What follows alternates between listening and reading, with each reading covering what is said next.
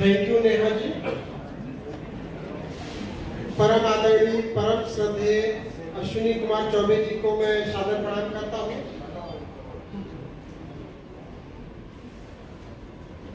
मैं आदरणीय चौबे सर का ध्यान चाहता हूँ। सर प्रणाम करता हूँ मैं इंदौर की नगरी में आपका। हमारे कैबिनेट मिनिस्टर माननीय तुलसी सिलावट जी एंड विजय साहब को भी मैं सादर नमस्कार करता हूँ, प्रणाम करता हूँ। हमारे शहर अध्यक्ष युवा एकदम गौरव रणदिवे जी को भी मैं सादर नमस्कार करता हूँ। मैं सभी का नाम नहीं ले पाऊंगा पर मैं सभी को प्रणाम करता हूँ, नमस्कार करता हूँ, आदाब करता हूँ और गुड आफ्टरनून भी करता हूँ।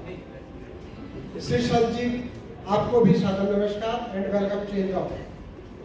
सबसे ज्यादा मैं बधाई और धन्यवाद देना चाहता हूँ मेरे भाई नीतीश दुबे जी को, जिनके अथक प्रयासों से हम लोगों ने यहाँ पर बर्नेट कंपनी का शोरूम या आउटलेट जिसको बोलते हैं उसका उद्घाटन होते हुए देखा।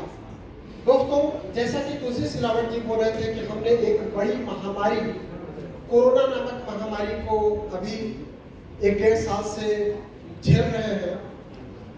मैं बताना चाहता हूं कि जिस समय देश में कोरोना नहीं आया था, मैं बात कर रहा हूं 28 जनवरी 2020 को।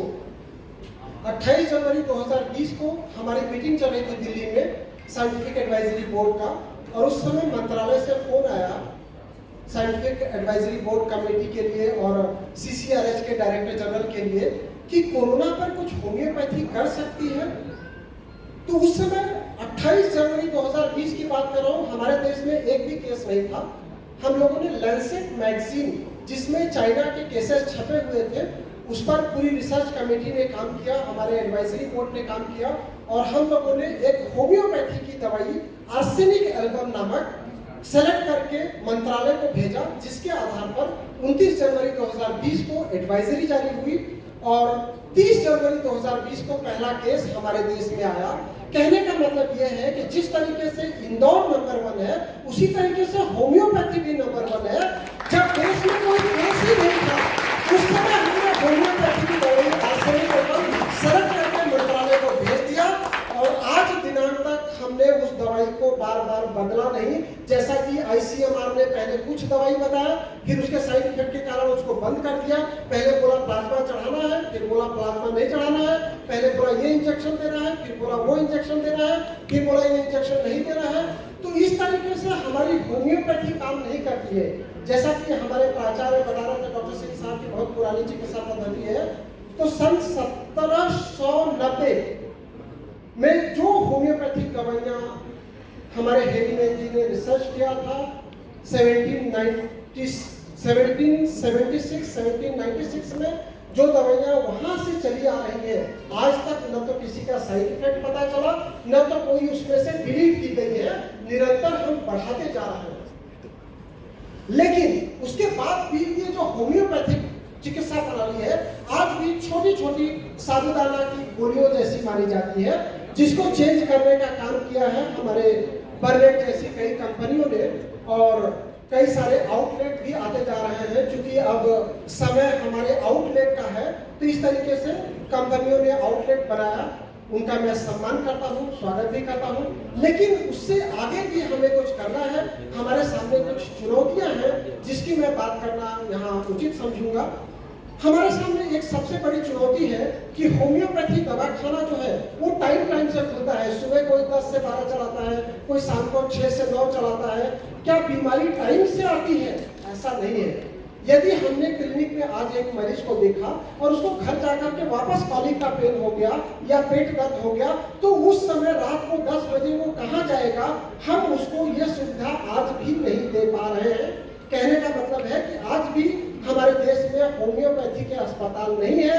जो अभी हमारे मंत्री जी बात कर रहे थे कि जैसे ही हमारे मोदी जी आए और आयुष चिकित्सा पद्धतियों को बढ़ा रहे हैं, तो मैं हमारे मध्य प्रदेश शासन से भी आग्रह करूंगा कि होम्योपैथी के अस्पताल बनाए जाए, होम्योपैथी के चिकित्सा अधिकारियों की नियुक्ति की जाए और यदि ऐसा नहीं कर सकते हैं तुरंत, तो जहां पर हमारे बड़े बड़े एलोपैथी के अस्पताल हैं वहीं पर भी होम्योपैथी के 10 बेड निर्धारित किए जा सकते हैं, जिससे जब रात को इमरजेंसी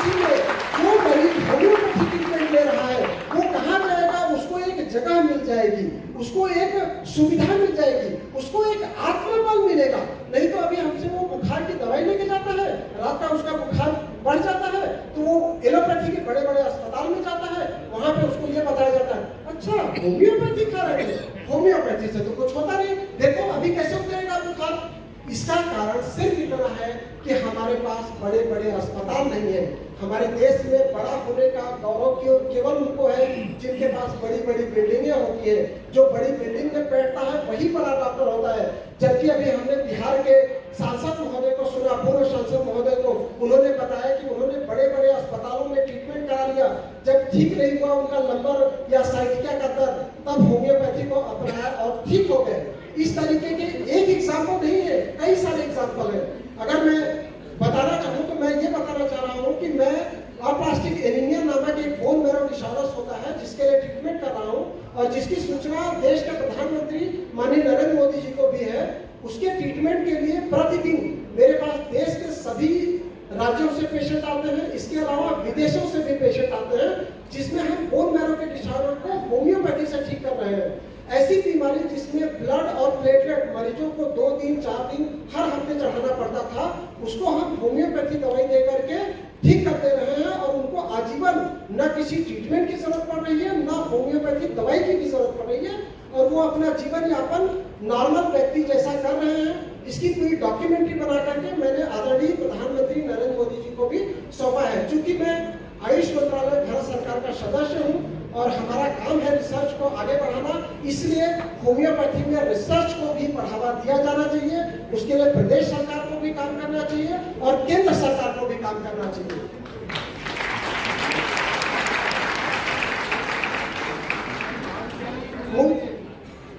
महाविद्यालय की जो स्थिति है अभी वो बहुत पुअर है। जब हम कंपेयर करते हैं चिकित्सा पद्धतियों को तो हमारा कंपैरिजन हमेशा एलोपैथी से होता है।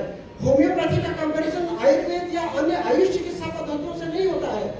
होम्योपैथी का कंपैरिजन हमेशा एलोपैथी या उनके बड़े बड़े अस्पतालों से होता है और हमारे पास अस्पताल ही नहीं होता है। हमारे जो स्टूडेंट पढ़ते हैं उनको किताबी ज्ञान तो बहुत अच्छा होता है, लेकिन उनको जो सैद्धांतिक ज्ञान, जो प्रायोगिक ज्ञान जो मरीज पर सीखना चाहिए वो नहीं होता है, जिसके कारण हम फील्ड में अनसक्सेस होते हैं और हमारे जो युवा साथी निकलते हैं वो मजबूरी में एलोपैथी के अस्पताल में ड्यूटी करने के लिए मजबूर हो जाते हैं या एलोपैथी चिकित्सा की मांग करते हैं।